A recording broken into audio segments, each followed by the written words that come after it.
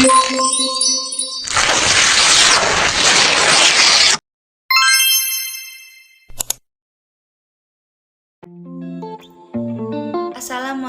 warahmatullahi wabarakatuh. Perkenalkan, nama saya Chandra Kadir. Saya mahasiswa dari Universitas Muhammadiyah Gorontalo, Fakultas Ilmu Kesehatan, Prodi Keperawatan kelas B. Di video kali ini, saya akan menjelaskan sistem peredaran darah pada manusia.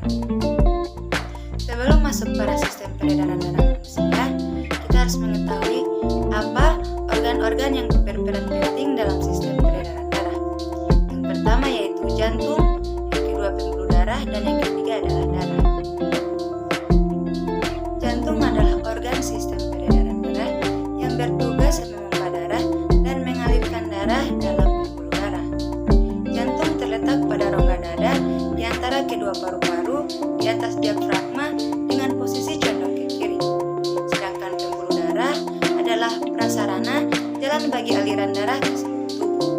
Pembuluh darah juga saluran yang berfungsi mengalirkan darah dari jantung ke berbagai tempat di tubuh dan kembali ke jantung. Di sistem peredaran darah ada yang namanya vena cava superior dan vena cava inferior.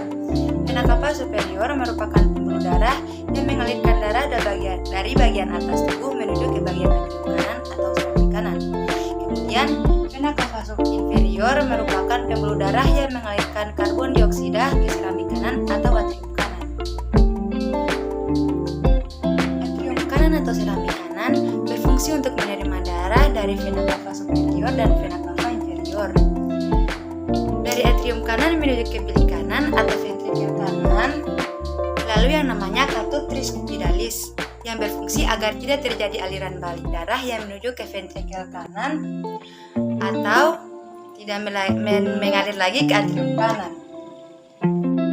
Kemudian ventrikel kanan merupakan bagian bawah jantung yang berfungsi memompa darah ke paru-paru. Kemudian ventrikel kanan berkontraksi dan darah menuju paru-paru melewati yang namanya arteri pulmonalis. Arteri pulmonalis merupakan pembuluh darah yang mengalirkan darah ke paru-paru. Nah, di paru-paru terdapat yang namanya kapiler. Kapiler merupakan pembuluh darah kecil yang berfungsi menyaring atau membuang zat-zat yang tadinya darah yang mengandung karbon dioksida itu menjadi darah yang mengandung oksigen. Kemudian darah yang dari paru-paru menuju ke atrium kiri melewati yang namanya vena pulmonalis.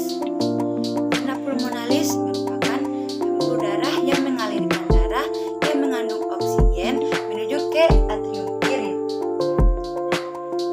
Atrium kiri merupakan bagian atas kiri jantung yang berfungsi untuk menerima darah dari paru-paru kemudian menuju ke bilik kiri atau ventrikel kiri. Kemudian menuju ke ventrikel kiri melewati katup mitral. Katup mitral berfungsi agar tidak terjadinya aliran balik atau darah yang sudah mengalir ke ventrikel tidak mengalir lagi ke serambi kiri atau atrium kiri. Bilik kiri merupakan bagian kiri jantung bawah yang berfungsi untuk mengedarkan darah ke seluruh tubuh. Setelah itu, darah dipompa melewati yang namanya katup aorta. Katup aorta berfungsi agar tidak terjadinya aliran balik seperti fungsi dari katup-katup sebelumnya.